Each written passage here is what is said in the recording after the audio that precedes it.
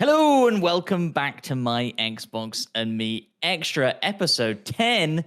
Such a big episode, such a big milestone to get to for this brand new show that we killed MC Fixer. He is not here today, but I am Matt P Video hosting the show, and I'm joined by the one and only Too Fresh Crash. Crash, how you doing? Hello, I'm doing good. I didn't realize we killed Fix. I guess since we kill you every other week, it's only fair. It's only fair that we return the favor. And of course, Paul Despawn is here as well, who drove the knife in and twisted it, I saw, which I thought was actually quite mean.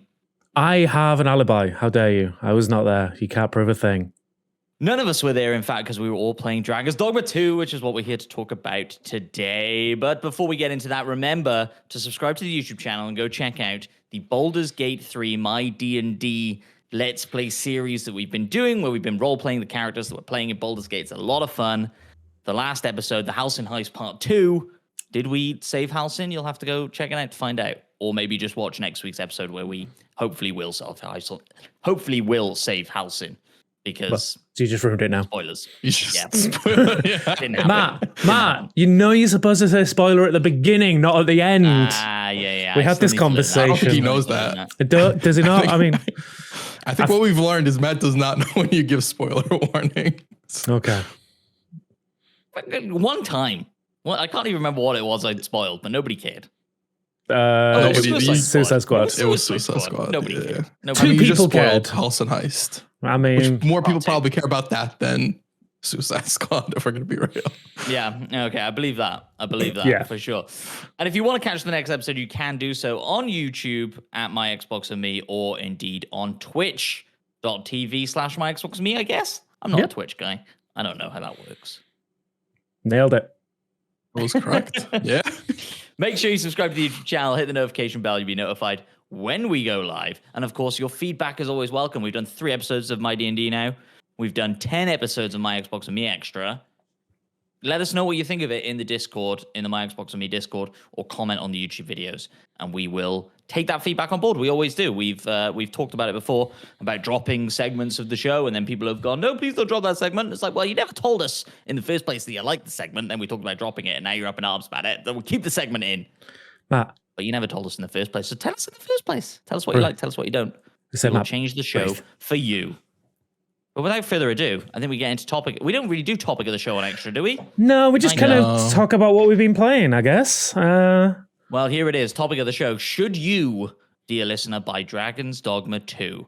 I am now about 15 hours in. Talked about it on this week's My Xbox and Me, which, behind the curtain, we recorded yesterday. Mm-hmm. I put about 5 hours in yesterday. Okay. And my opinion has somewhat changed. Oh, okay. But I did say on the show that I thought it might. So, but I'm interested to hear from Crash, because we had a discussion on this week's episode of the podcast. Yeah. And Crash jumped in halfway in. So I don't feel like we got no context, no nothing. He did not know where we were at in that conversation. So if you've listened to this week's episode, you haven't probably heard Crash's initial thoughts of the game. So Crash, let's start with you. Dragon's Dogma 2, how far in are you? And how are you feeling on the game? I'm like 12 or 13-ish hours. I think I was at 10 before then. I got like another 2 or 3 hours in yesterday. Mm-hmm. I am absolutely loving this game. I think there are obvious like issues with it, like be it technical issues or some gameplay decisions that feel odd. But once you start playing the game more and those sort of just become habit, or you just get used to them, I think that there aren't very many games that give you an experience like this that are available out there. And I think that's really the takeaway from the game. It is those moment-to-moment experiences. And when you have one of those experiences, it is a standout experience. It's not something you'd get in many other games. I think the closest comparison would probably be to like a Red Dead Redemption, I think, where you're like randomly walking around and you'll see an NPC doing something it feels like that world's lived in. And I feel like Dragon's Dogma does that a lot as well, very successfully in its own way. Yeah, I think I agree with that. Like it does feel lived in. I think I was talking about like it feels chaotic, right? Like you can be roaming around in the wilderness and see a griffin fighting a cyclops, fighting one guy who's just an archer, and it's like, oh, this is not gonna end well for this guy. Do I help? Nah, I'm gonna run on by and see how that goes. it feels chaotic and like you say, lived in, I think is like a really good way of putting it. Even if a lot of the characters, the dialogue, and the story feels quite archaic as far as video games go, right? Like to me, it feels like a sort of 360 story in the sense of like it's fantasy, dragons, things. There's no like I haven't come across any like real nuance or like decision making where I've like felt the weight of the decision yet. Like I say, I'm 15 hours in. Maybe that comes later. I know like there are choices to be made, right, and story decisions to make. But yeah, so Despawn, where are you at with the game? How far in are you? And what are your initial thoughts? So I'm about, I want to say like 2.5 hours. I played it yesterday on stream. Definitely go check it out on twitch.tv/my Xbox and me and youtube.com/my Xbox and me. But yeah, I'm kind of like, I'm on the like very early in, and it is, the jank is there. The jank is real. It is janky. And I think it is a bit off-putting, the lack of actual storytelling in this game. Like the opening feels like a really like cold opening. I feel like I've missed like a cutscene somewhere. Yeah. You are basically, again, no spoilers, it is how the game opens. You are in a prison and no one explains how you are in the prison. You are just in the prison. I know it gets explained later on as you go along, but it's like, it's just such a bad way to explain it for me, I think. Yeah. And then, but as I'm playing, I'm just, again, just for clarity, I'm playing on PC at the moment. There are definite issues with this game on PC. Like the frame rate is bad. Like quote unquote bad. I'm thinking I'm getting like 20, 30 at some points. And yeah, it's not great. But taking away those kind of like technical issues, which they can patch out, the moment to moment gameplay is good, bordering on great. So far, the best bit I've had is, and I think we've all seen it, it's in the trailer, is when a large troll pops out of the ground in front of like a dam. And you and your squad basically have to take it down. And it's those moments where, again, I did what's in the trailer. I threw the fire barrel at the blocks up dam, which let out a deluge of water and knocked it over, and then I climbed up it and started stabbing it in the back of the neck. And it's those moments which are like just quote unquote cool. It is cool to be able to do that, to be able to climb up an enemy and like take it out. And yeah, I'm looking forward to getting further into the game and actually unlocking some more abilities and like seeing how those all work together and kind of building my team out. So right now I've purposely built out my team as a balanced team. So I've got one of every vocation between me and my pawns. So I am playing as a rogue or a fighter. Rogue, thief, I guess, whatever. And then my main pawn is a mage, and then I've hired a fighter and whatever the last one was. Archer. Ranger. Ranger. Yeah. So I'm covered across all the boards for now.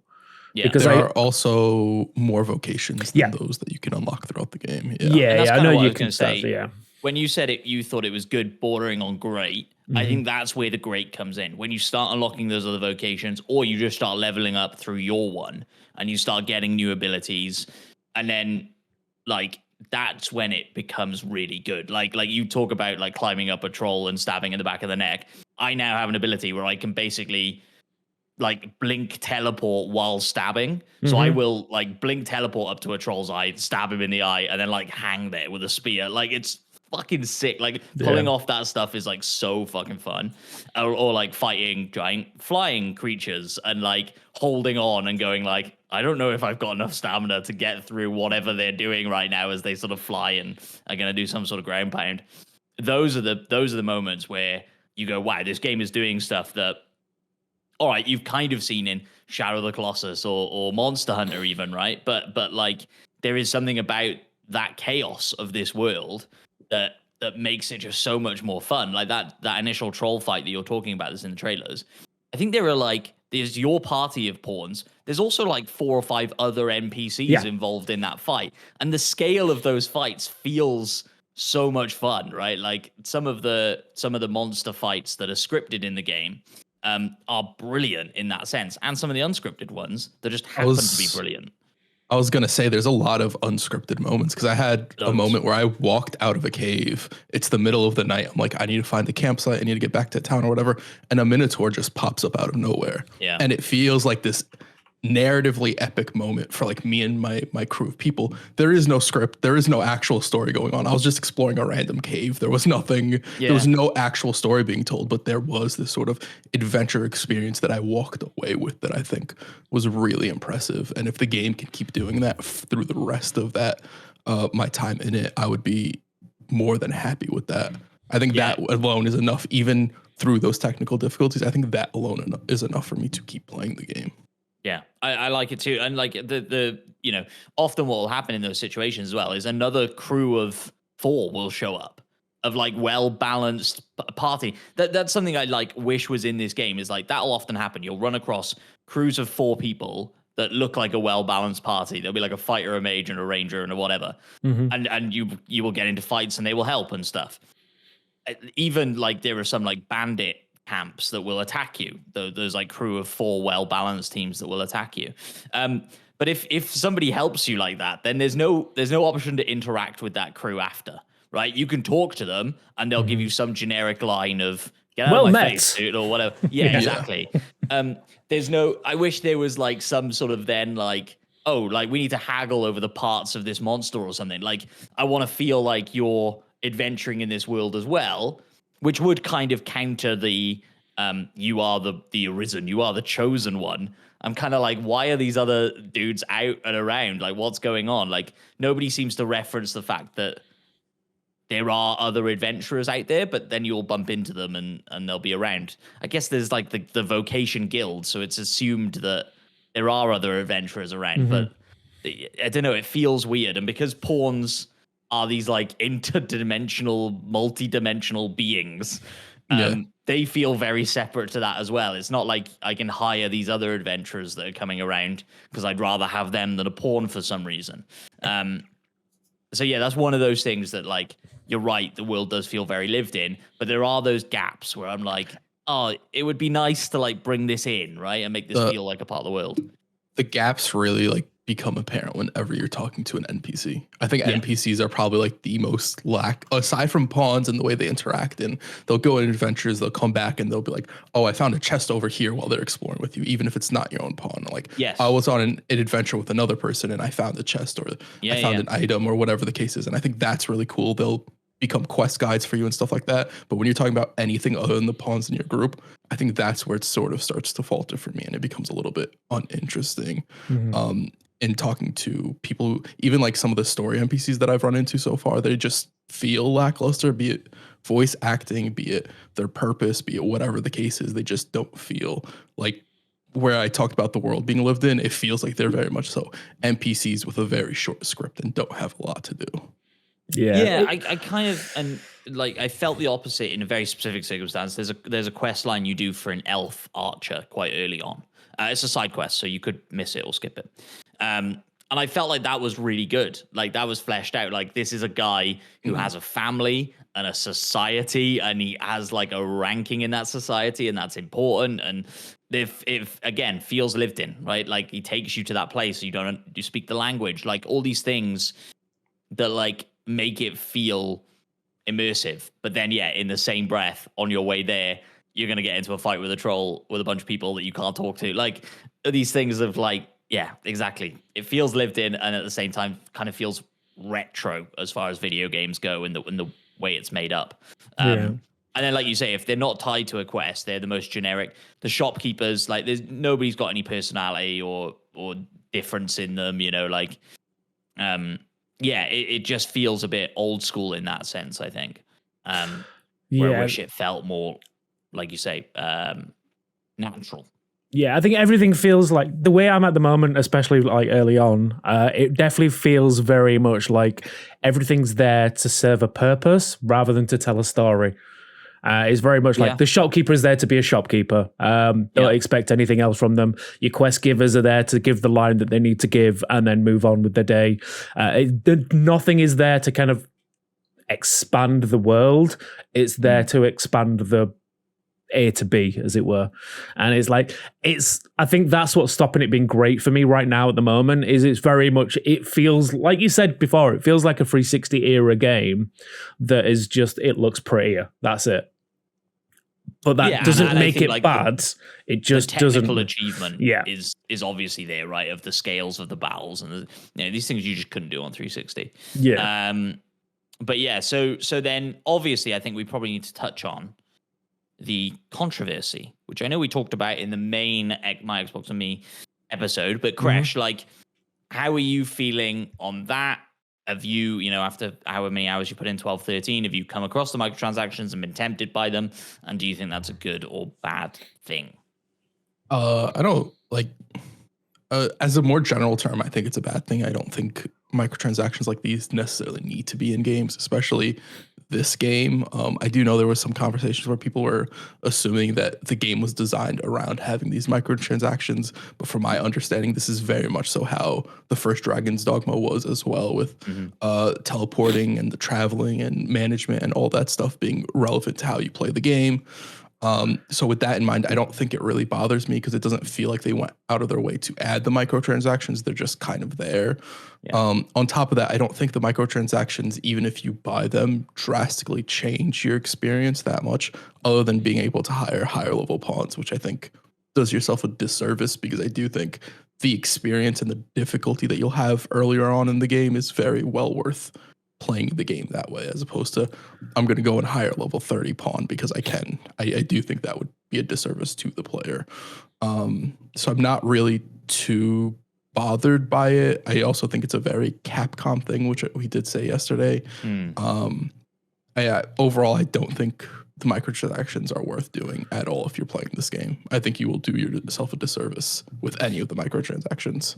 Yeah, I think I kind of agree. Like you say, the point, especially in the early game, is that you are underpowered, underleveled. Like, you need to be conscious about going out at night. Like, basically, don't go out at night. And like, you need to be thinking about these things and thinking about how long it's going to take you to get back to camp and all these things.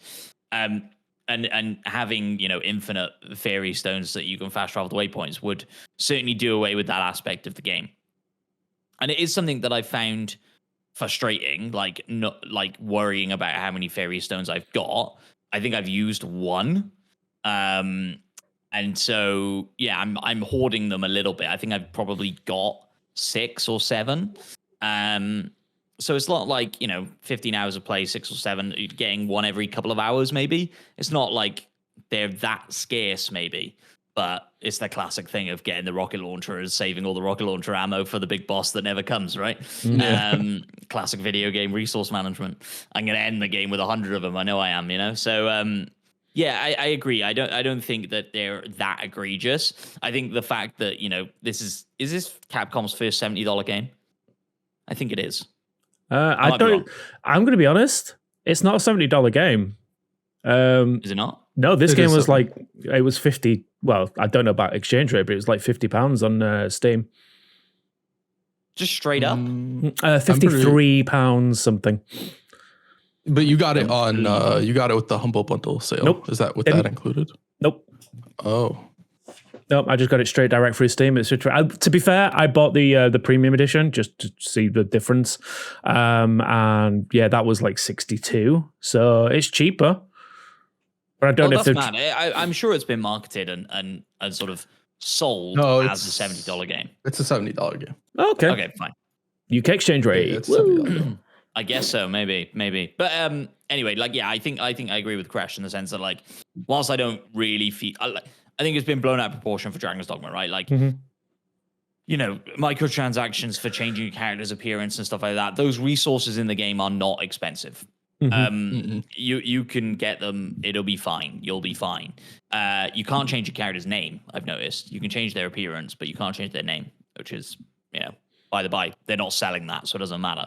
But yeah, like, I agree. I think if it's a $70 single player game, you don't need to do this and just piss off the fan base. Having said that, we know 90% of people who play Dragon's Dogma probably don't even know there's controversy around microtransactions. They probably don't give a shit. They won't interact with them. They won't care. They won't bother.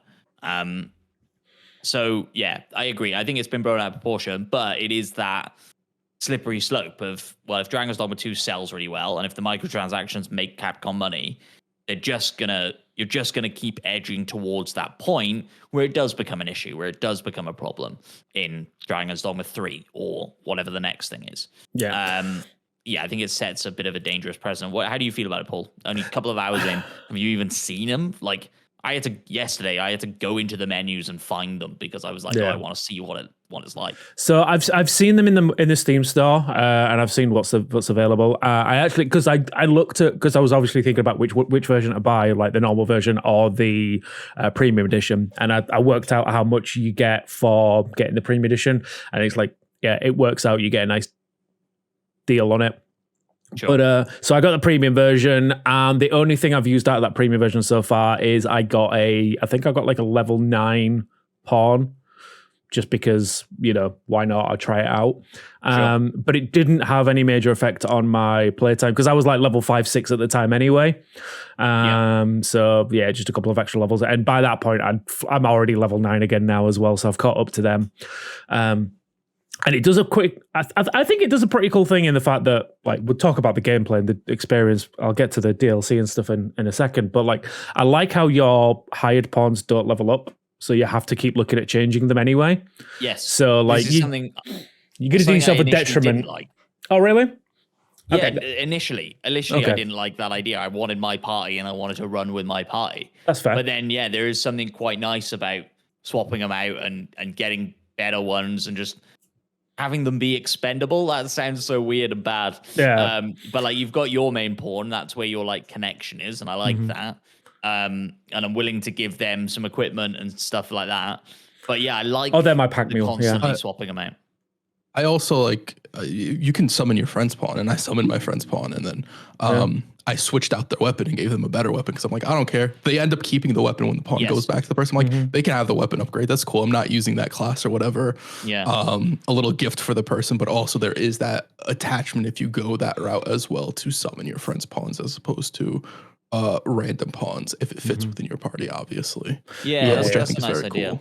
But going back to the DLC and the microtransaction stuff, again, very early in the game, I have not found a point where I feel like I need to use any of it. The only thing, like I said, the only thing I used is the credits to buy new pawn. But yeah, like, again, so this conversation, I think, is an interesting one in like the grander scheme of things. Because we all know, like we've all discussed it many a time, making video games is bloody expensive. It's not a cheap endeavor. There is more and more risk to releasing a game because the profit margins keep getting smaller and smaller, and the market doesn't grow as much as we want it to. Blah blah blah blah blah. Things like this, where it's like an optional extra that are not going to affect the gameplay that much to anyone else in a single player game. Like if you want to quick skip, fine, do it, whatever, it's your money, do what you want. There seems to be this conversation around the fact that the developers are going to design the game to only work with DLC and microtransactions.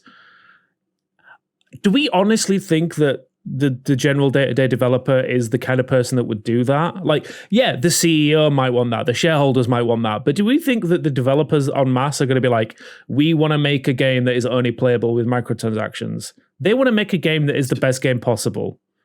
Yeah, to be fair, though, when people say developer, they're not talking about the person who's in there working on every day. They're talking about Capcom as a whole. They're not. Yeah. They're talking about they're talking shareholders and CEOs. Yeah, I get that. Yeah, which is like, it's fair. They may want to push that, and certainly we've seen in history where like, oh, we really need multiplayer games because multiplayer games sell, and then we force a multiplayer game because the shareholders want it, and then you get the game, and the game ends up being bad. I'm sure at some point a game will be released around its microtransactions and people will complain because the mechanics are going to suck because everything is going to need money, unless you're talking about like some sort of gacha game or something where people are okay with it for whatever reason. Well, that's what I mean. Like, I think those games already exist, and 9 times out of 10 they're terrible. 1 time out of 10 it's Genshin, and Crash loves it.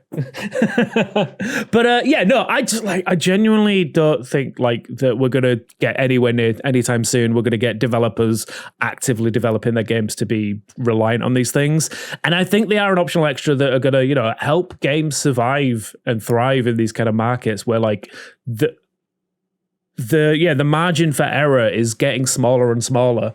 And if like I say, if I wanted to go like, you know what, I don't want to grind out this character. I just want to buy a big ass pawn who's going to carry me through for the next few hours because the combat's getting a little bit annoying and I just want to have fun with it.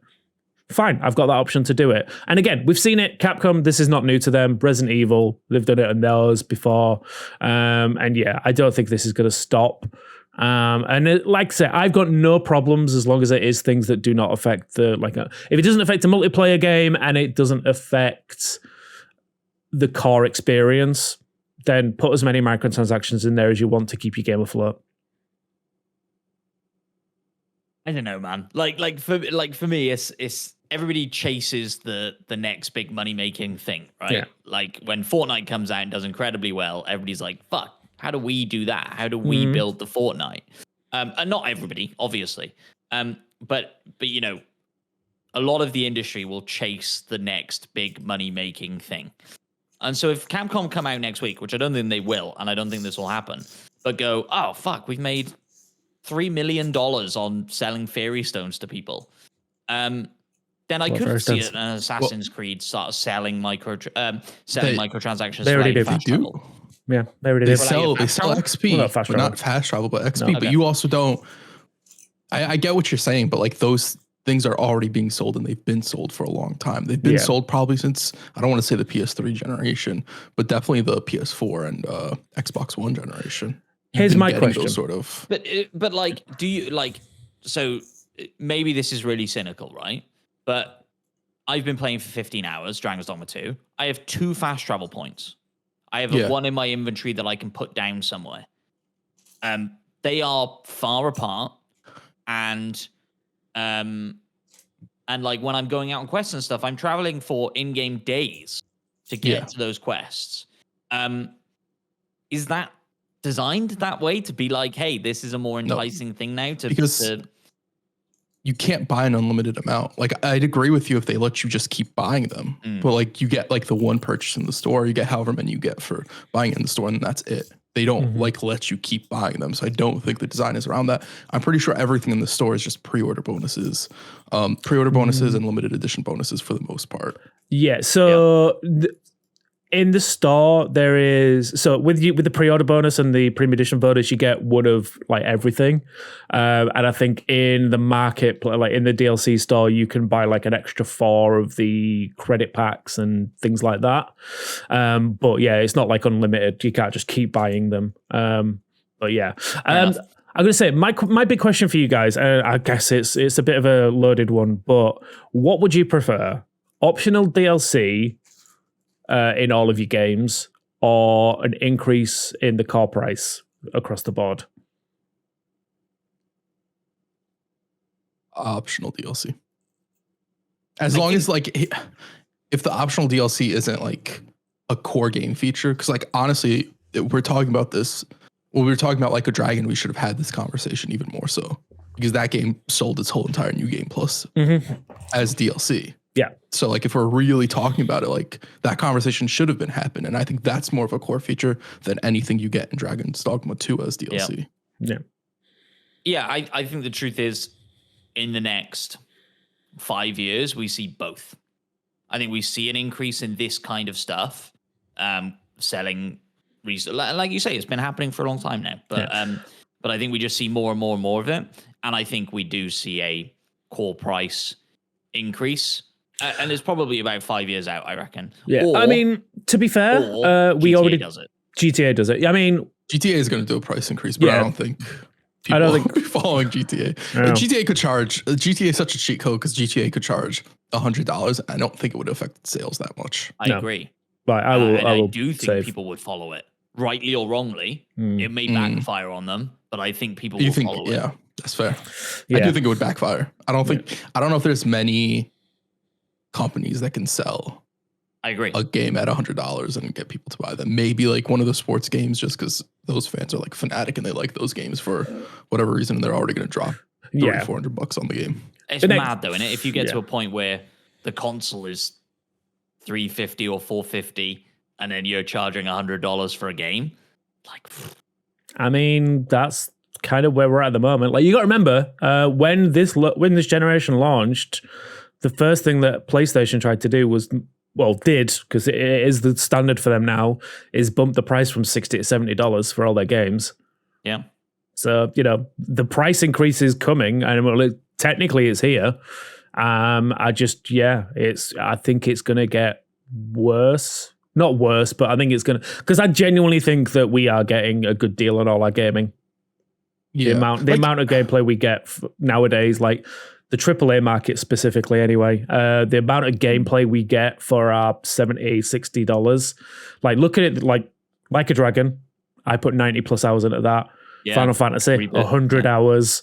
I'm getting a lot of entertainment for my money, and the amount of effort that goes into making that is getting more and more expensive. So we're going to start seeing those prices go up. I think we're going to see like twofold. I think we're going to definitely see the prices go up, but I also think we're going to see games scale down quite a bit as well. And we're going to go back to like more of these linear, like completely like structured experiences where it's like, hey, this is a 10-hour experience. It's going to be really, really in depth, the same as we would have put for like our past like game that cost $300 million or whatever to make, except this one's going to be $100 million, and it's going to be a lot more in budget. I do think we'll see the return of those to a degree, because we'll see a linear game every once in a while as far as AAA goes, but for the most part, a lot of them are like open world or moving to them. Even when you look at like Last of Us 2 compared to Last of Us 1, they added like these whole big open world sections to those as well. Well, not open world. God of War as well, right? It's we're in an interesting space because there's also more options than ever for the pricing of games, right? Like we see regular Helldivers $40 games. We have Game Pass where we're paying for it monthly and it's going there, but also going out for $70. And so like we're in this really like turbulent time, I think, or like transitional time where there's a lot of different pricing going on for video games.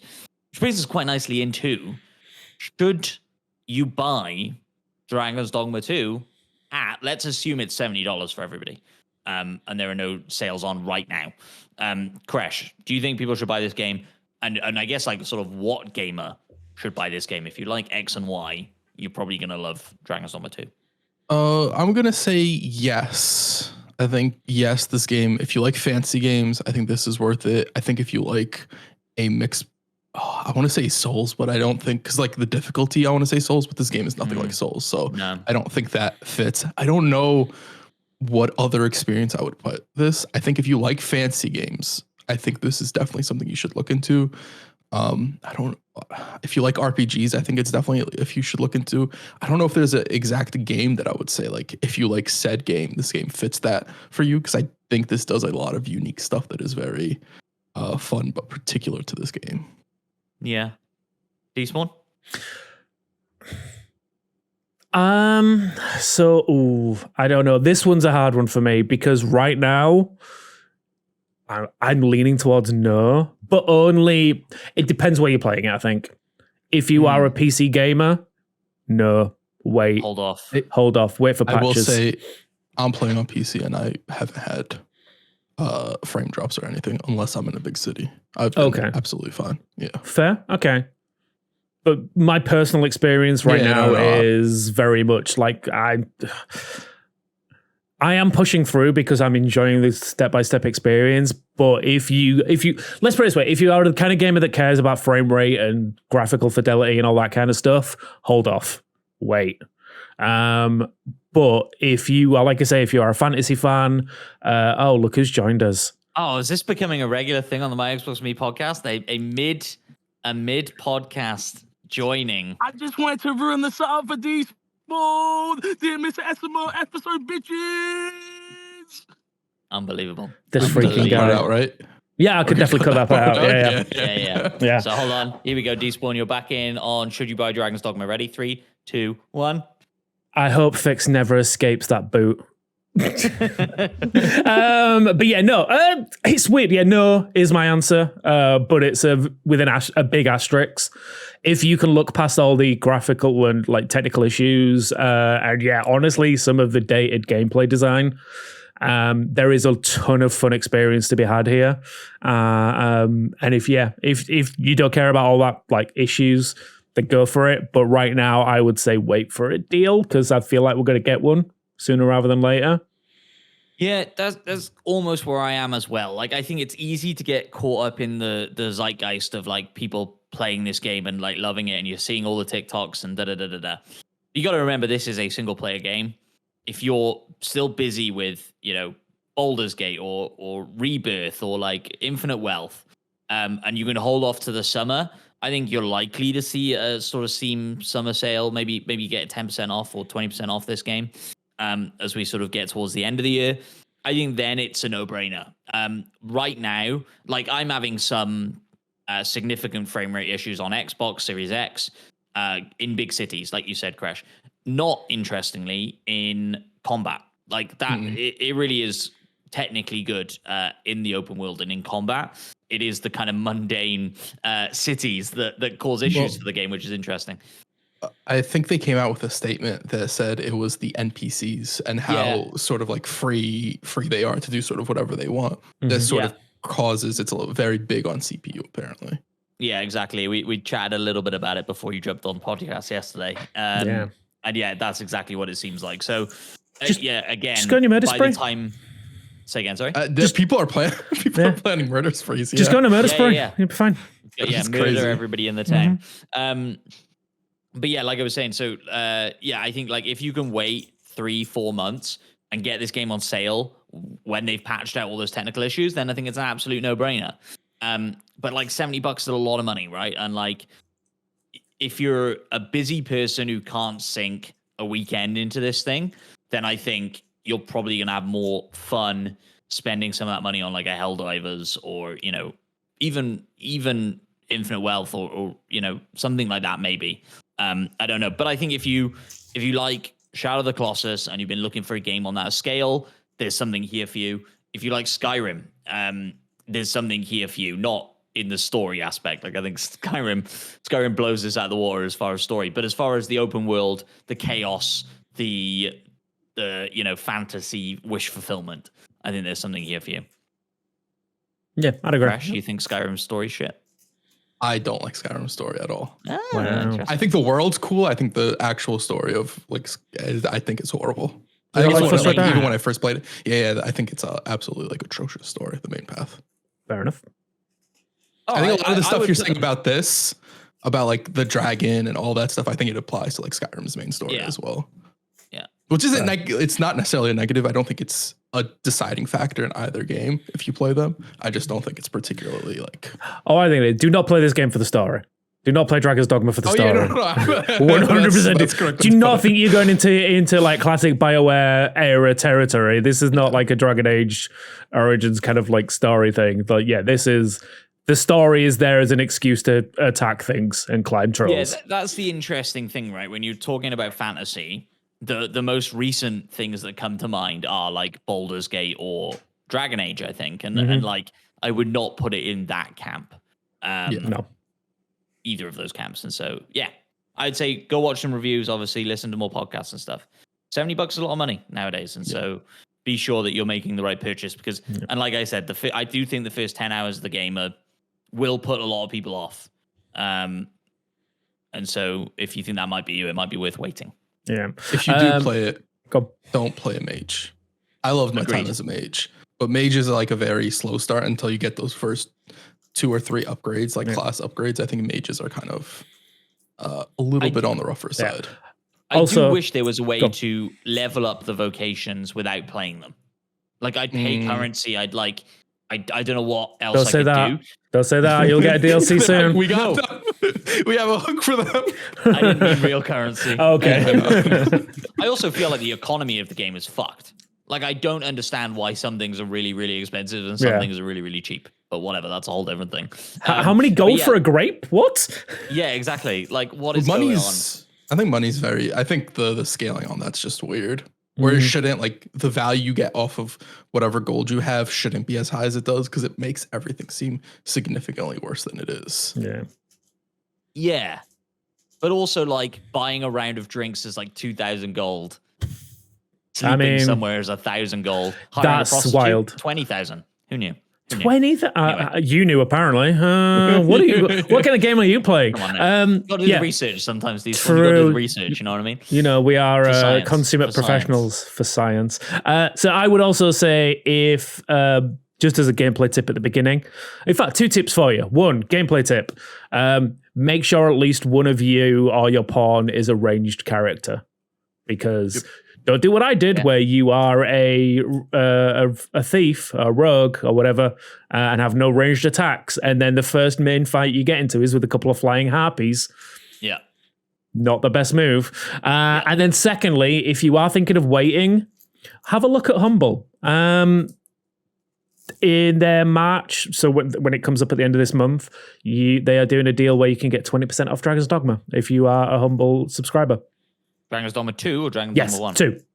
Oh, there you go then. There you go. Bargains. Yeah. Bargains all round, everybody. Bargains all round. The other game that's been on your 2 rotation, I know, is Resident Evil. Yeah. Resident Evil. Big fan of Resident Evil fan. Yeah. Final Fantasy Rebirth, which I believe, like Despawn just said, he's put 100 hours in and has finally Done finished. it. Well done, Despawn. Well done. I don't understand how we're 3 months in and you've done two 100-hour games. I can't fathom it. Take your time off work and not having a life. You know. Fair. Big tip: if you want to be a proper gamer, get social anxiety so you never want to leave the house. It's fantastic. It's fantastic. Like, I am completing so many games right now. But yeah, I have completed Final Fantasy VII Rebirth. And I can confidently say this game will be in my Game of the Year list unless another 8 games come out this year that are even better than it. It could happen. But I can also confidently say it will not be number 1. Ooh. Why are you spoiling your list already, Despawn? Because no one's going to remember. 3 months into the year and you're spoiling your list. No one is going to remember. There's not going to be any debate. We know what your top 2 games are now. There was some mystery to it before. No. Well, now you just have to guess what the next 8 are. Okay. But yeah, no, I have some issues with this game. But it's still a fantastic game, man. Like, Matt, you need to get to this game so much. Like, don't Despawn. Don't say that. No, because you're building up like the expectation for Matt to have in this game, and I don't think the way you and Fix sell this game to Matt and try and get him to play this game, I don't think he's going to have the experience you want him to have. No, yeah. What I would say is, if Dragon's Dogma hadn't come out, I had good momentum on Remake. Okay. You know, like I was getting through and I was enjoying it a bit more, and I was enjoying the gameplay, and I was doing the Colosseum fights, and that was good fun, and like all those things, and so I had good momentum on it until Dragon's Dogma came out. Yeah, I don't know if there's anything major on the horizon that could knock that off again, but right now I'm really enjoying Dragon's Dogma, and I can't see myself going back to Remake soon. Okay. So we'll see. Maybe I'll finish it by the end of the year, and then I'll play Rebirth next year. Just in time for the announcement of the 3rd one. I mean, that would be the dream. Like, if I think I would pat myself on the back if I can get through Remake and Rebirth before the 3rd one comes out. I think I've done pretty well. So you're not going to have it for your Game of the Year conversation. Cool. All right. But yeah, no, that's fine. I mean, I promise you this. Like, if I'd been playing Remake in the year it came out, it wouldn't have made my Game of the Year conversation. No, that's fair. Yeah, no, this is, I don't know. Maybe when I look back, I'll have a different thoughts. But right now, I'm like, there are some issues with this game that, again, I think they've already patched a couple of them out. But there's just some gameplay stuff that's just, so close to being perfect. I think we were talking about Dragon's Dogma and some like outdated stuff. I think you sort of get some of the same stuff in Final Fantasy Rebirth, and where I think it's partly like a positive to the charm of the game, but sometimes it teeters into like that negative area. Like the mini games are straight up out of a PS2 open world RPG sort of situation, which is great and fantastic until you get to some of like those world traversing mechanics that you get to sometimes, where it's like, this is a mini game in the open world, sort of. It's not really a mini game, but it feels like it to a degree, where it doesn't necessarily feel super necessary, but it's there to add some sort of layers of fun to the game that can be a detractor. So you get moments of like that where it's just a sort of a flip flop with some of the stuff they do.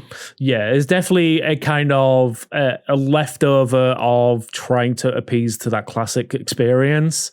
We're trying to bring it into a modern era and trying to get that balance doesn't always work perfectly. Also, I will say, stop putting side quests behind like having to get a specific mini game score. Like, that's not fun. I don't want to have to keep grinding that shit out. Are there side quests that force you to do more than like the base level of it? Yeah. So, side quest spoiler doesn't affect the story at all. But one of the last side quests you get, you have to get better than the high scoring gold saucer on everything. Oh, I've already done that. Yeah, you'll have to do it again. Yeah, it seems like a skill issue to me. Yeah, that's stupid. Yeah, that's what I mean. I got all the high scores and everything. You have to top your own score. So there is a person that turns up who gets the higher score, and then you have to beat their score. So basically, go through the main story, but it's bad scores. No, they probably set it to like whatever. But it is a side quest, right? Not the main. Okay. But if you are like me, who likes 100% everything, it's such a pain in the ass, and it's not they're not easy scores to beat either.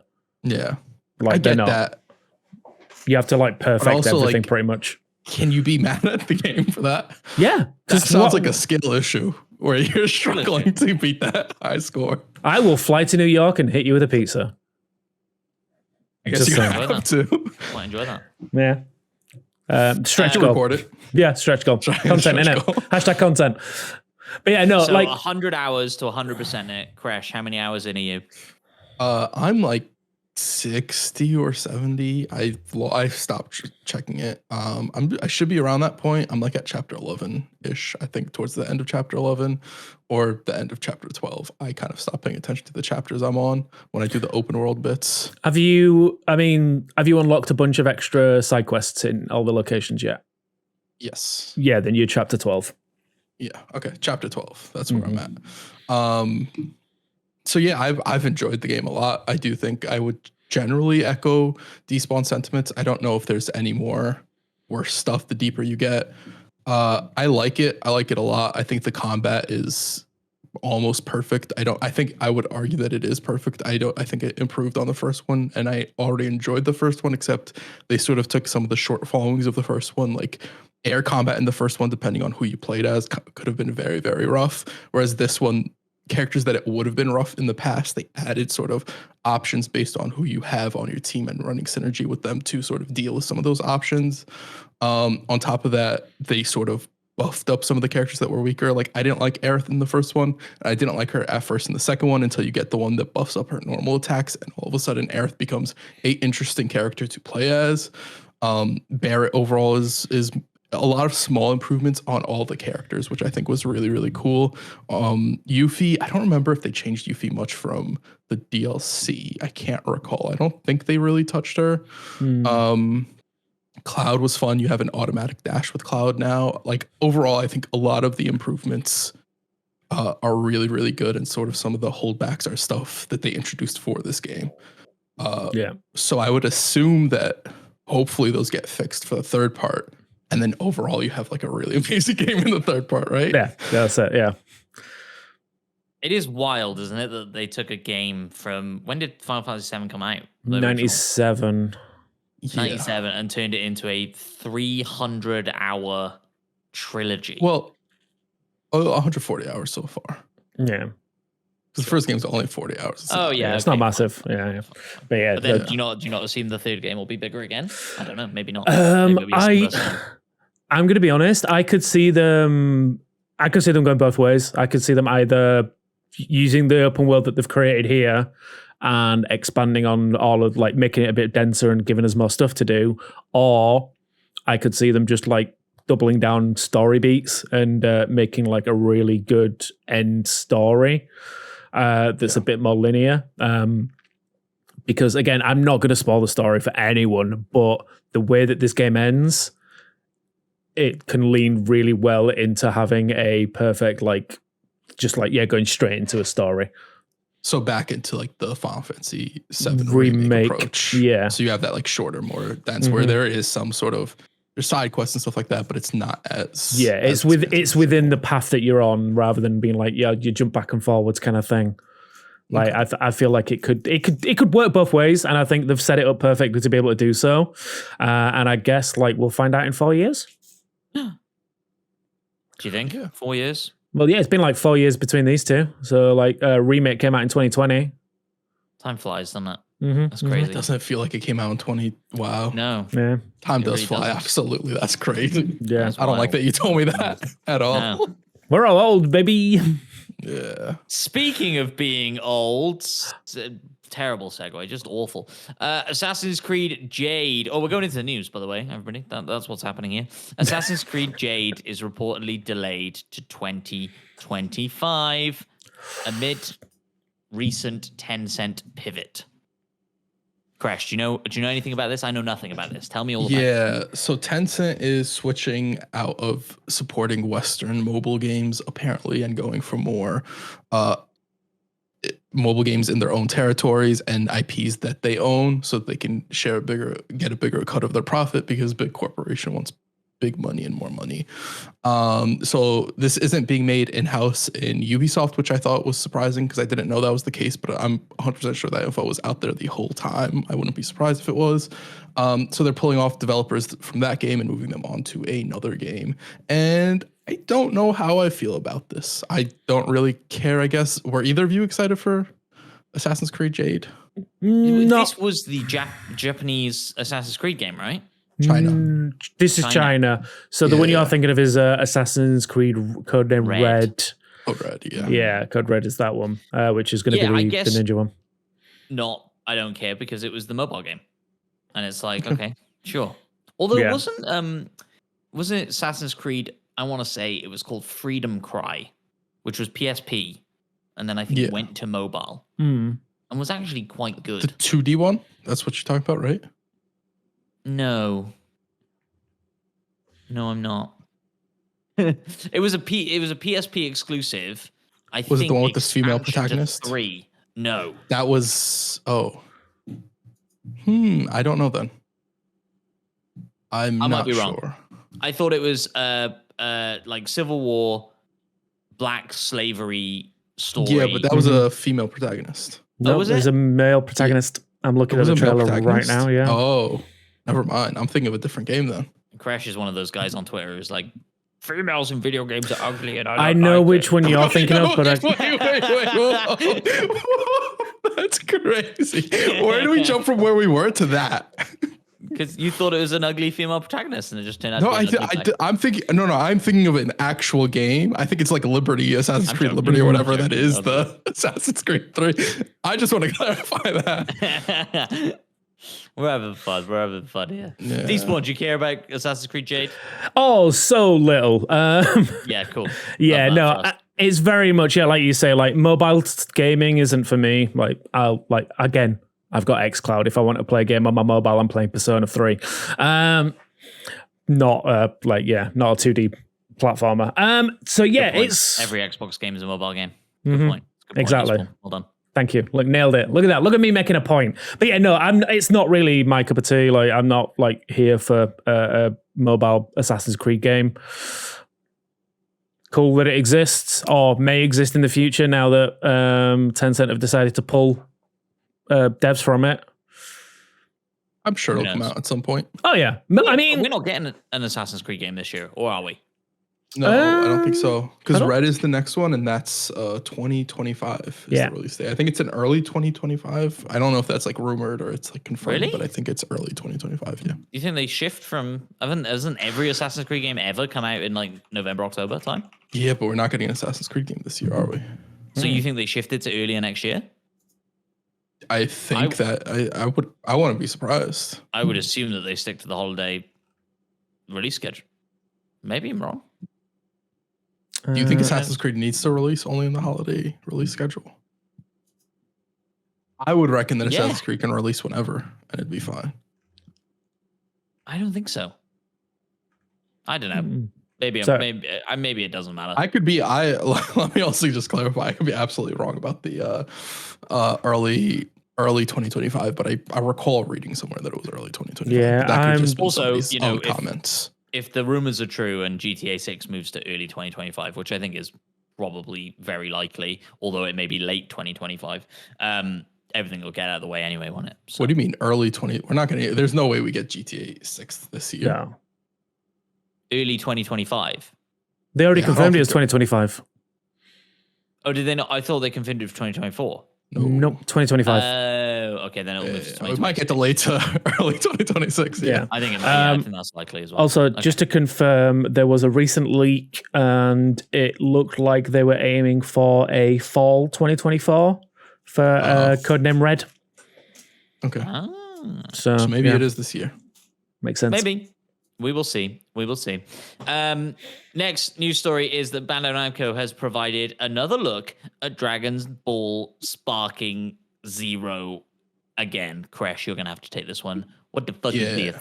So they showed off gameplay, and I just wanted to say that I was wrong about this game, and this game looks very cool. And yeah, I don't. Let me just also clarify, I don't think this game will be a good fighting game, but I do think it'll be a good Dragon Ball Z game. Fair. I think that clarification is very, very important. Love that.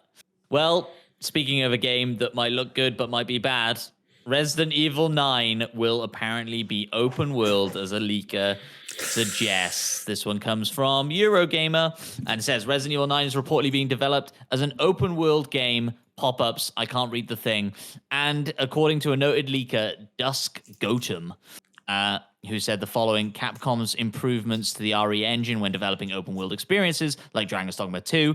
Capcom is eager to capitalize on this, expanding the tech when making Monster Hunter Wild and Resident Evil 9. Is this a good move? Is this a bad move? Feels like a bad move because the open world of Dragon's Dogma doesn't run great. The open world doesn't run great, or the world, the cities don't run great. The dense cities don't run great. Yeah. I think for Resident Evil, that's mostly like a horror survival game. I don't think it'd be a problem for Resident Evil. You know? Or Monster Hunter, to be honest. I don't think that the open world is great. I will say that. I think it looks pretty and all that stuff. I don't know if I'd classify it as great. And I do think there is a level of worry that should be there, but I don't think it's the technical issues are the problem I'd have with it. Would you not call Village open world? Didn't play enough of it. No clue. No. I think I would. I think it's a very very catered hub areas. I don't think it's classed. You could class it as an open world. You could, granted, you could backtrack between the hubs out by the end, but like, I think by the time you get towards the end of that game, also the backtracking that it's making you do, I mean, maybe you'd call it more Metroidvania in a weird way. Yeah, okay, maybe you wouldn't call it open world. Yeah, open world generally to me suggests like there are open mechanics that will just like happen within the world, and you can run off you can see something in a distance or run off to it, that kind of thing. Like Resident Evil Village is definitely not that. It is very structured in each area, what you can do and where you can go. So I wouldn't class that as an open world. Yeah. Okay. Yeah. Okay. What do you think, Crash? Is this a good move or bad move? Does this make you more excited for the next Resident Evil game or less? I'm as excited for the next one as I was for 8. So about 0. Yeah. Interesting. About 8, yeah. I'm very much, I think I talked about this on the last episode of the My Express and Me podcast, but I'm very worried about this. Like, I don't want an open world Resident Evil. I don't know if the tech is going to be up to scratch to do that. I like my linear experiences when it comes to Resident Evil. I like the structured, like, get from A to B and just do that the way the game wants you to and fight your way through it. And I think that's how Resident Evil has always been. And granted, change can sometimes be a good thing. I just think, I don't know. I don't know if I want that in a Resident Evil game. I'm happy to be proven wrong. Definitely. Hey, Capcom don't miss. As we keep saying, Capcom don't miss. They can do whatever they want. Okay, Exoprimal still exists. We also point out Exoprimal, yeah. Speaking of another miss, Overwatch 2's PvE content is scrapped as the devs denied bonuses for the first time. This one, again, comes from Eurogamer. Despawn, you've been keeping up with this, haven't you? No, I've just been keeping up on the Cowboy Bebop skins, which Cool. apparently are Do terrible. people care about Overwatch? Does anybody care about Overwatch anymore? Absolutely not. No, like the game just like all of the like issues that this game has had constantly. They just keep shooting themselves in the foot, right? Yep. It's like every news story is there's never anything positive. And again, it was like I was excited for the Cowboy Bebop stuff, and it ended up just being cosplay reskins of characters that, apparently not great. And then now we hear stories about devs being denied bonuses and them scrapping more content. It's just like, what are you doing? This comes from a report from Bloomberg, and they've stated that the sales of Overwatch 2 across the board have been quote unquote poor. And that they do not plan to finish any of the PvE content currently in development.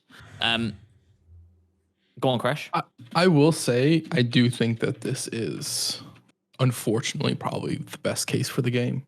I do know that there hasn't been enough changes and enough additions to the PvP to keep it interesting enough for the people who do care and the people who are involved in the game. So I do think stopping focus on the PvE for the sake of the game is probably the right decision. I do think it also sucks and it stings from them going before like, hey, Overwatch 2 we're adding single player content and all this stuff, PvE content, and then to just scrap that and now scrap even the little bits we were going to get. I think that's unfortunate, but I do think it is a best case for the game, if I'm going to be honest. So if you are legitimately an Overwatch fan, I think this is probably good news for you, even if it sounds like it's not. That being said, not the denied bonuses part. That's strictly for the PvE being scrapped part. The denied bonuses sucks. It's stupid. Yeah, as it says in this this article, it's like Overwatch 2 staff were told they received nothing, even though Blizzard staff previously got a bonus based on the overall company's performance, not just on their individual games. So the fact that they're denying just Overwatch 2 staff bonuses based on Overwatch 2's performance rather than the overall company's performance, it does feel like a bit of a slap in the face. Do we look at Microsoft and sort of have a word? Yeah. With Microsoft on that. Is that like do we look at that as a Microsoft thing or do we look at that as a Blizzard thing? Activision Blizzard thing, yeah. That is a question. Yeah, I think it's hard within the first, I mean, at the scale that we're talking about, maybe even 2 years of acquiring a company like this to put like systemic change in to like change the way a bonus scheme works or something. Who knows how difficult that stuff is to make happen behind closed doors, because you've got to assume that everybody, bonus schemes are contracted, right? And so like if everybody who works at Blizzard is coming now into Microsoft, do we need to renegotiate every contract across the board to change a bonus scheme? These things are very complicated and legally difficult to manage. Yeah. So, yeah, I think it's hard to kind of point the finger at Microsoft in the first at least 12 months and go like, stuff is fucked over here. And they're like, yeah, we know stuff was fucked over here. That's why we got a good deal on them. Yeah. That's fair. I just thought it would be like it was. It is wild to say. It is wild to say that 69 billion is a good deal, but it is. I was going to say that as well. Clearly is. Yeah. But yeah, no, it's sad to see developers face the brunt of this kind of stuff. But yeah, honestly, Overwatch 2 has been miss after miss for a while. Yeah. No, I was going to be bad. I was going to say, and at this point in the industry, aren't you just happy you've got a job? But that's not fair. That's not fair. I reeled that in. That sucks. Okay, so we're moving in to my favorite segment of the show. It's called a D, agree, or fucking hell. A D or nailed it. A D or diss a D. I cannot get the words out of my fucking mouth today. I tell you what. D-Sport was like, hey, Matt, you want to host the show? I was like, yeah, sure, I can do that. I clearly can't. It's agree or disagree time. I put forth a somewhat inflammatory statement. Everybody says whether they agree or disagree, and then we argue for your listening pleasure. As always, let us know in the comments if you agree or disagree with the statement I'm about to read. And, of course, let us know if you have cool statements that you want us to argue about, because we will absolutely do that. Agree or disagree? Xbox should make and release Minecraft 2. Disagree. Disagree. Agree. Go on, Matt. Okay. I feel like I'm always like. Before we started this segment, you guys used to say I had bad takes, I'd say crazy shit, and I was like, prove it. And now we've got. No, you're proving it. And more often than not, I find myself on the opposite side of the fence to you guys. Yeah. What is a Minecraft 2 sequel? That's all I want to know. What is Minecraft 2? Yeah. I think Minecraft 2 is. That's a great question, Crash, that I had not considered. What is Minecraft 2? Minecraft 2, I think, probably has some more narrative elements. Fuck it. Get Jack Black in to do the voice of the main character. You've just hired him for the movie. Why not? Let's go. And I think it kind of just expands on everything that was already there. Fixer's messaging like he wants in on the agree-disagree. I think, it kind of just expands on everything that's already there. It's prettier. It runs on, the next set of tech and stuff. They can do whatever they want to do, right? I think it puts Microsoft in a good power position with their exclusives to really decide what they want to do. I think if Minecraft 2 comes out and is exclusive for 12 months, then I think that's powerful. This guy, I swear to God. I think he's also muted and has, unless it's just his noise gate fucking with him. Hello? I'm here. There he is. I'm here. What do you mean, boys? I've been here the whole time. I love the look of disparity in Despawn's face. Like, this fucking guy, how fucking dare he? I'm here. What are we agreeing or disagreeing to? Let's restart the segment. Agree, disagree, because I only had to chat shit for 10 seconds. Agree, disagree. Xbox should make and release Minecraft 2. Oh, shit. You got to go first. You can leave. Disagree. Everybody's disagree except me, as has become the norm in this segment of the show. I was saying, I think leaning in on Minecraft as a franchise, I think it's certainly, as far as the zeitgeist is concerned, on the downward trajectory. I know a lot of people still play it. I understand. But as far as mainstream understanding that Minecraft is a big deal, that's on the downward trajectory. You've just cast Jack Black in a new movie or whatever. Who the fuck knows what that's going to look like? I think Aquaman is in it as well. Jason Momoa. But I think, lean in. Make a Minecraft sequel. The Minecraft spin-offs you've done haven't exactly lit the world on fire. So lean in, make a Minecraft 2, make it bigger, make it better, introduce some narrative elements to it, get a new audience excited about it again, keep it Xbox exclusive for 12 months. Sorry, go on. You keep saying narrative, right? I want to ask you, why do people play Minecraft? And the answer, what you keep saying, narrative, is the last reason people play Minecraft. Actually, people don't play Minecraft for that at all. And every time they've tried to do narrative, people have been like, I don't really care for this. I just want a fun game. I just want to play Minecraft and build stuff with my blocks. And I don't think you can create a sequel and they already update the game regularly. And you could question the update procedure, and you could say maybe they do expansion updates where they do bigger updates and sort of sell those as these big things.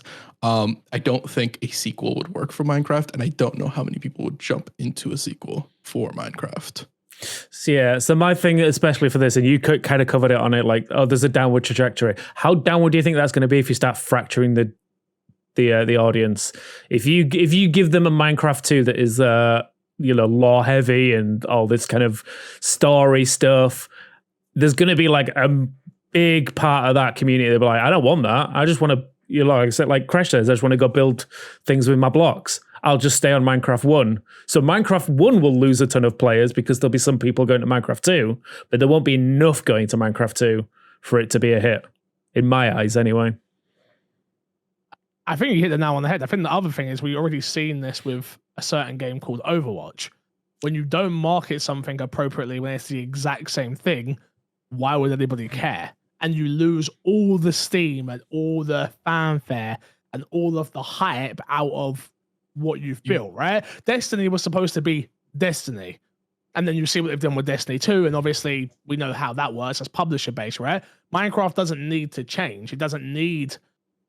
in terms of it doesn't need to change in terms of a sequel, but it needs, I agree with you in terms of updates and they're sort of doing that, right? You've got the creative store do updates. thing. They just but I'm saying they just brought out the new creative store thing where you can buy the subscription pass to it. Yeah.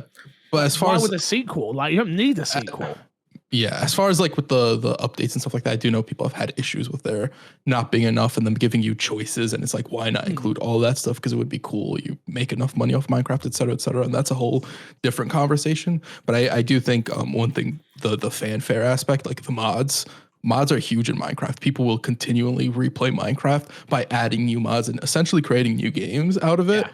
And so if you do create a Minecraft 2, you do lose all the mod support as well. And starting bare bones is a very big ask for experiences that people are already used to and associate with their core Minecraft experience, even if they're not the core Minecraft experience. Yeah.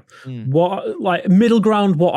If you're wanting that, like you say, the PV or the single player experience, the story experience, maybe, and let me finish when I say this because I know people are gonna pull that face.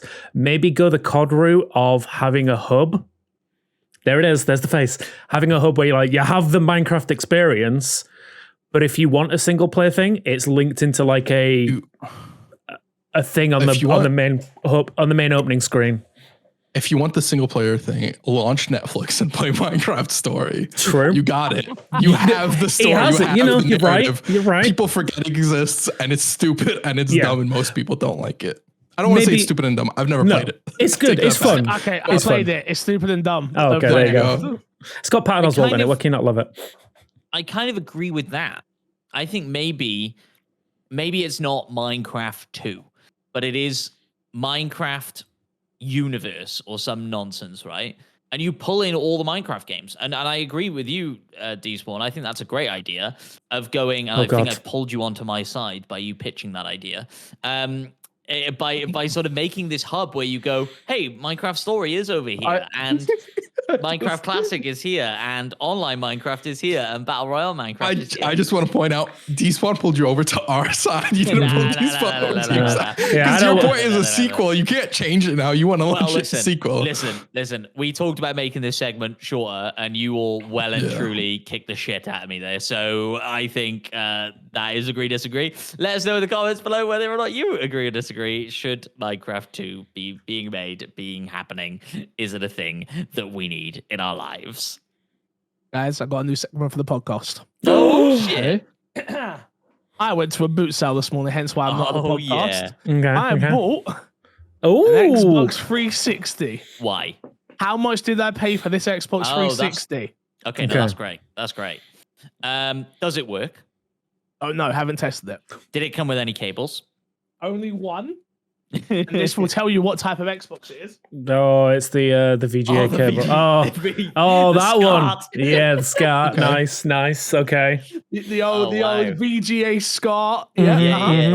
So that's a 5 gigabyte Xbox. We're talking. Top, right? This would have been the Xbox Arcade Xbox. That wouldn't have come with the hard drive, but this one does have a hard drive. Oh, okay. Interesting. Well, I think that part's irrelevant. I don't think the hard drive is being considered into the price of that, right? We're talking pounds here, right? Price wise, it is. Okay. I mean, here's the better question. I think is how much if MC Fixer spent X amount of money, how would we be disappointed in him?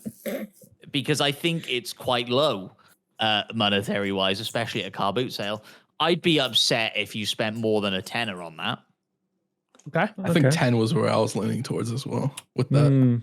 So I just want it to be 5. Okay. So but equally, did you ask, does it work? I'll tell you the story afterwards. Okay. Just play my game, and then I'll tell you the story afterwards. I'm going 5. Crash? I'm going to stick with 10. Okay. Despawn? I'm going 20. Okay. God, if you spend 20 quid, I'm going to be mad at you. £1 for this Xbox. Perfect. Nice. Next item. Oh, okay. There's more. This is great. I like this. I like this a lot. I bought an Xbox 360 Elite Edition. What are you going to do with them? 120 gig hard drive, HDMI on the back. It looks pretty good. Did that come with any wires? No wires, nothing. Okay. No wires, no proof it works. Does the remind me? Does the power cable, is it the classic kettle lead for that one? Or did it have it's the power is it the pack. power It's the big pack? power it pack. has. Oh, it has okay. one, Yeah. Okay, okay, So, yeah. so without those, you're kind of fucked. I've got them. He has one. Okay, yeah. yes, but yeah. I've got them. Yeah. Because I mean, it's let's face it, Mr. you never Xbox. fire these things up. Hmm. He will to see what games they have on them and stuff like. Yeah. He'll make content out of it for sure, without a Crash. doubt. 100%. Fix got them for a reason. Fix didn't like Yeah. just. How Hashtag much content. did I pay? How much did That's I a pay? better question. So it's an That Elite one. with 120 gig. Mm, Can I ask I'm- one question? sure. The person that you talked to, was it their? It was their consoles. Crash. The story will come afterwards, mate. I'm Okay. sorry. I can't answer any questions. I Okay. can't answer any questions. I'm really sorry. I won. One. Five? Same price as the other one. I'm going to go for Five, 3. 3. And So you're go- getting 1 as well, Crash. I'm going one. Yeah. You'd be correct, Crash. £1. £1. Damn. £1. This is clearly like somebody's grandma or somebody who has it and selling it. There was one more item. Hey, Okay. Lee! She can't hear me. His house is too big. I know. Flex. No, I'm joking. I Wow. bought a Mac.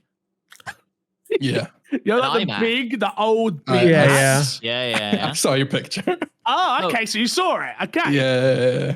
Oh, So so you- sorry. Are you talking iMac as in like the screen? No, like a With it- desktop. The Desktop. desktop, the Like big old school. silver, the Mhm. old school Mac. With the only chunky This is keyboard. the only piece I have to show you guys to prove that I have it, but I do have it. There's a photo. Okay, of I, myself. I saw it. Yeah. Let's have How a much look. do you think I paid? For that incredibly old piece of hardware, probably taking a place. Whoever sold it was selling consoles for $1 or £1. Could have been a pound. different person. Could have been a different person. But can't be. £1, No, Crash? it's not a different person. No, I'm not saying £1. Oh. Don't put words in my mouth. My apologies. My apologies. 5. £1. Eastbourne? Oh, so I'm looking at let me did I fix this? Let's have a look. Has he broken my entire stream? No, we're good. Okay. So here you go. So for those who are watching on video, you can see it is the full-on like silver desktop. I remember how much they were worth. I think you paid. Oh, that's a bit bad, does actually. Did it work? That's the question. It comes with a mouse and a cable. I didn't say that. I'm looking at it. I can see it. I didn't say they came with it, though. That's true. That's true. You just bought the unit without the mouse. Yeah. I'm gonna go. I think you paid £5 for that. Okay. So I we've said got £1, £5, £5. Chris, you are correct. £1. What? So, story time. Good Go call, on. mate. I walked past this guy and he's screaming everything a pound. And I'm looking around and I'm like, and we've been walking this whole thing, right? Mhm, And I'm mhm. like, I want something. Like I'm looking, I'm like, £1. And I look at the Mac and I go, it's gotta be worth £1, right? Like even if I throw it away and it don't Yeah. work or whatever, it's gotta be worth £1. Like, cause why the heck not? So I'm like, all right, do I really want to carry this though? Then I see the 2 Xbox 360s. And the guy looks at me and smiles and he goes, they're worth £1, mate. And I went, you know what, mate? They are. They are worth £1 each. They are. And I didn't have an Elite. So I was like, well, I definitely want the Elite. And then the other one, I was like, look, for £1, you can't say no for Could £1. have For geometry free, walls on it. You don't know what's on the hard drive. You don't know. Yeah. for Be Bitcoin hard £3, for £3 in total, I think I got a pretty good haul. I mean, I worst agree. case scenario, you're gonna if you plug him in the background, you're gonna have 2 lovely red rings to look at. That was literally my That'd be thought process, great. which is like the worst case scenario is they both got red ring of death. They just go straight in the bin. Yeah. And I just take the hard drives off. Sorted. Nailed it. Crazy. That was a podcast. great. Everyone have a good? You have a good time? Yeah. I had a great time. That's fun. We still need to blind react some games. Oh, you want to? I can do it. Oh, you want to do some blind reacts? I've got you. Yeah. He's yeah, one I've had got one you. lined up if you want to. Oh, wanna- Despawn was gonna You use, can play. Despawn was going to use the website, Yeah. wasn't he? That The was. website's trash though. I know. But Let me do it. Okay, Let me do it. So I've okay. still, I've So you still got got Big some Willies, from. right? I've still got some from Big Willie. So shout out to my boy Big Willie P. This is MXAM Extra. It feels weird to not be on this episode. I hope you guys will miss me. Next one. This is blind ranking video games. I'm gonna say a video game, and the boys are going to rank them 1 through 5, starting with Leisure Suit Larry. Mm. ooh, 5. Re- They're not we good could be in a games. dating. We could be in a dating games category. You know? And it's still not a good game. I hate that game. Big Willie knows what he's doing, though, right? Like he's gonna throw out a Leisure Suit Larry. We're gonna put it. Well, the question is Fix rating them like from top to bottom, or is he like just picking one? No, I'm letting you know right now. I always read them in the order that Big Willie P puts them in. Okay. Always. I'm still. I mean, look at 5. the username that Big Willie P picked, right? This tells us something about this man. His name is William. Tells us nothing. It's all. I think he rates Leisure Suit Larry highly. But doesn't mean. Yeah, but he's not on the podcast. This is our list. We're not trying to match his list. Yeah. We're having people sign in their list and like pick out the order we would put these games in. This is a 5. This is a 5. It's 5. Yeah. Okay. I want it to be on the record. I'll be wrong on this. If I'm wrong on this and Leisure Suit Larry is number 1 on this list, I will eat that. I'm cool with that. I'm fine. Yeah. All right. Okay. Next up, Alone in the Dark. Oh. The 360 version is what he's talking about specifically. Really? Okay, that's interesting. Not as a franchise. No. The specific 360 game. Never played it. It had one really cool thing that I liked that I've never seen another game do, where the inventory system was him opening his jacket and looking down. Oh, nice. I guess you're right, though. Sorry to interrupt you. I guess you're right. It is the series. It is a series, is it? Yeah, I guess so. So. Yeah. Wait, carry on. What about this jacket? I want to hear about this jacket. Sorry, I interrupted. The inventory system in that 360 Alone in the Dark game was him opening his jacket and looking down, and then he had like stuff in his jacket, and you have to like grab it out of the jacket. Oh, that's cool. It also, for the time, was boasting. I don't know if this was the case, but I remember the marketing was all like, "Look at how our fire works, and our fire spreads, and you can set fire to a chair and then like wave it around, and it's like fire." That was the whole thing. I want to set fire to a chair now. Mainly this one because it gives me a bad back. I'm gonna. It's middle of the road. It's 3. Yeah, I'm thinking. I'm leaning towards 3. Yeah, I'm cool with that. I don't know nothing about Alone in the Dark, so unless this is all becoming horror games and Leisure Suit Larry was secretly Sally. The new Alone in the Larry Dark came out last week, didn't it? And it got pretty rough reviews. Oh really? I haven't played it yet, and I'm the only review everyone needs to know about. So facts. Fair enough. do we put it to 4? Big facts. 4. Nah, 5. 3's fine. 3's fine. Yeah, 3's fine. Okay. Next up, Duke Nukem. Ooh, This is a tough one. this is This like. is a tough one. Do we go on recency bias? Because like the last one I remember was Forever and it was atrocious. Or do we go on lineage and like Duke Nukem This as a clearly series? seems like a lineage type of list, right? Mhm. It's sort of like Yeah, I think it's a 2. Yeah. I think it's like an impact on the industry and like a zeitgeist, and do people know the characters and stuff? Yeah, I think it's a 2. Yeah. Okay, so Laser Suit Larry, number 5. Mhm. Yeah. Alone in the Dark, number 3. Yeah. Mhm. Duke Nukem, number 2. 2. So that leaves you with our 1 and next 4. game being Shaq Fu. 4. 4. 4. Yeah, it's got to go 4. 4. Mhm. I always hate when we leave number 1 up to the gods. Can I be 100% honest? I've never played Shaq Fu. No, me neither. No. So Have you Fix? You played Shaq Fu? I must have done, yeah. I must have Clearly done. made an impact. Clearly made an I impact. don't remember it, but I must have done, yes. I think it has to go. This is going tough because are we talking about? Because there's Shaq Fu, the old like SNES version, and then they made another one. They not too remade long it, ago, yeah, correct? yeah. I think I played the new one. I don't think I Yeah. played the NES one. Down to you guys. This You is went- so It's I a mean, 4, and number 1's 4. up to the gods. Yeah.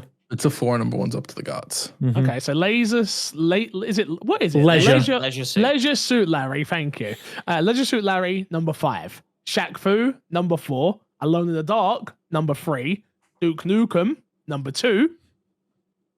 And E.T., number 1. Fine. Fuck! No problem with that. No problem with that whatsoever. The quote unquote worst game ever. Is it a list of the worst games?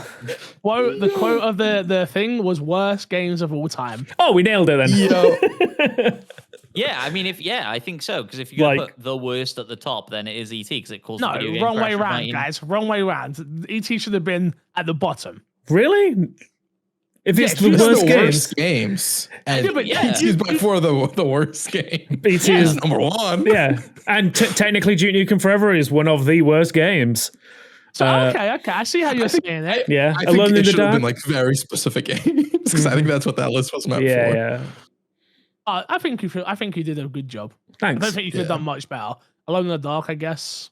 Maybe lower. I think any of those games anywhere on that list it would have been fine. Yeah. I don't think I feel strongly about any of those games. So- Maybe ET should have actually been number 5. Other than that, like I don't. No, I'm with that. I'm with that. I'm happy with that.